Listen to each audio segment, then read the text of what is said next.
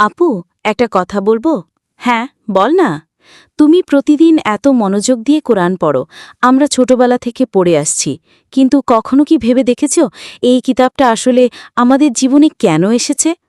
শুধু সওয়াব অর্জনের জন্য, নাকি এর চেয়েও বড় কোনো কারণ আছে? খুব সুন্দর একটা প্রশ্ন করেছিস কানিজ। তুই ঠিকই ধরেছিস, শুধু সওয়াব অর্জনের অন্যতম উদ্দেশ্য, কিন্তু একমাত্র উদ্দেশ্য নয়।